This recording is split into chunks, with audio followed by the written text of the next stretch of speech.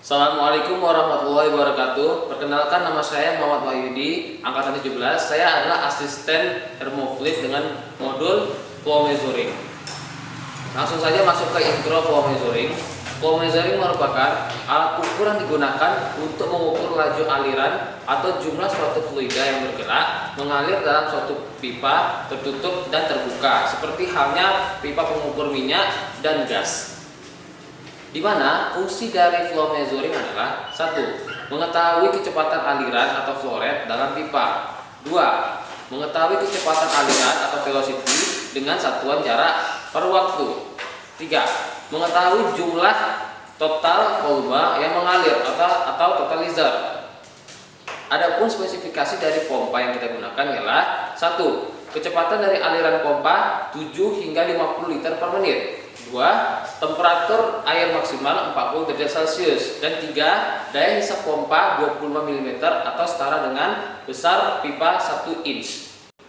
Adapun tujuan dari praktikum yang akan kita peroleh adalah: 1. Mendemonstrasikan aplikasi Venturi dan Orifice dalam pengukuran laju aliran dalam pipa. 2. Menentukan koefisien Venturi dan Orifice dengan membandingkan aliran yang diukur kecepatan aliran.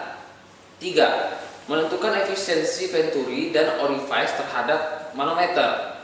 Berikut adalah prinsip kerja dari flow measuring, di mana awal mula air akan berada di bak penampung sekitar 90% dari kapasitas bak penampung, dan setelah itu air akan dihisap dan didorong oleh pompa menuju ke Venturi. Di dalam Venturi terdapat dua pipa, yaitu pipa Venturi, di mana ini adalah H1 Venturi. H1 Venturi adalah air sebelum masuk ke pipa kecil. H2 Venturi adalah air ketika memasuki pipa kecil. Dan juga terdapat pipa Orifice. Ini adalah H1 Orifice, yaitu adalah di mana air sebelum keluar dari Orifice, dan ini adalah H2 Orifice sesudah keluar dari Orifice. Ketika air tersebut berada di Venturi, akan masuk ke selang-selang dan menuju ke manometer. Di manometer, air akan diukur tinggi dan tekanannya. Setelah itu, setelah dari Venturi akan masuk lagi ke rotameter. Di rotameter, air akan diukur debitnya.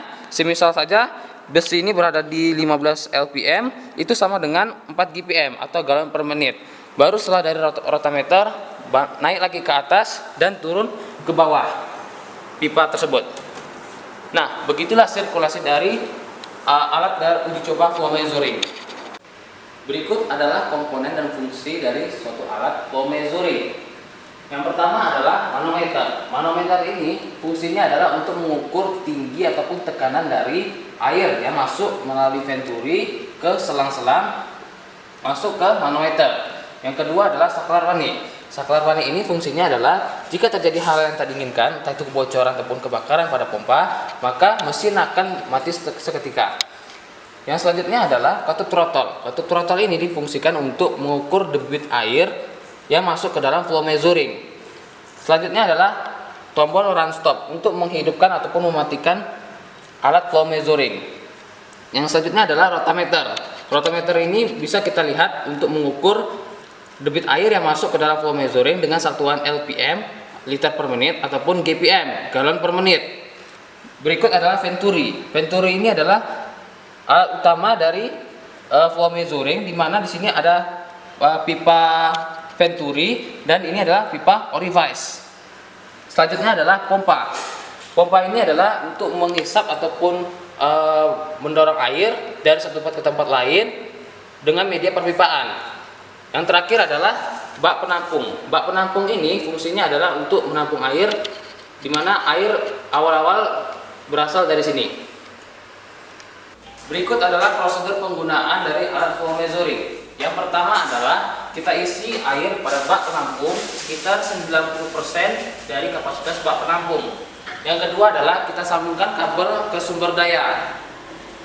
Yang ketiga adalah kita hidupkan tombol MCB agar mengalir listrik ke pompa sampai lampu berwarna orange. Baru setelah itu kita bisa menekan tombol run stop, tetapi secara bersamaan ketika kita menekan tombol run stop, kita juga akan menekan ventil angin ini tujuannya agar apa? Agar udara yang berada di flow measuring, terutama di manometer, bisa keluar melalui ventil udara, sehingga air pun bisa naik. Sekarang uji cobanya, tombol tekan run stop.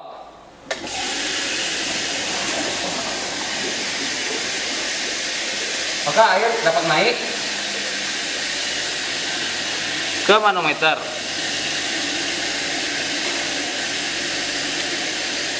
Setelah air berada di titik maksimal atas, baru lepas ventil udara tersebut. Nah, dalam proses pengambilan data, kita tunggu hingga 3-5 menit agar tekanan air yang berada di manometer dapat konstan dengan debit air yang telah kita sesuaikan. Pada proses pengambilan data flow measuring, kita bisa melihat tinggi air pada manometer, pada pipa-pipa Venturi dan Orifice. Salah satunya contoh Orifice 2 memiliki ketinggian 3,2 cm. Yang kedua, Orifice 1 memiliki ketinggian 17,5 cm. Yang ketiga, Orifice 2 memiliki ketinggian kurang lebih 2 cm. Baru setelah itu H1 Venturi memiliki ketinggian 19,5 cm. Berikut adalah parameter yang didapat saat pengujian, di mana kita dapat menghitung tinggi ataupun tekanan dari air yang berada di manometer dengan satuan cm, yang mana sudah ditentukan debitnya melalui LPM, liter per menit ataupun GPM, galon per menit. Nah, adapun parameter perhitungan yang harus kita cari pada flow measuring ini adalah, yang pertama adalah Venturi yang berisikan 1. Rasio diameter, 2. Laju aliran volumetrik, 3. Debit sebenarnya, yang keempat koefisien debit sebenarnya. Lalu di Venturi yang harus kita cari ialah 1. Laju aliran volumetrik, 2. Koefisien kontraksi, 3. Koefisien pengaliran, yang keempat kecepatan terhadap teori tes. Sekian pemberian materi pada modul flow measuring. Semoga video yang saya terangkan ini dapat bermanfaat bagi mahasiswa yang menjalankan praktikum termometer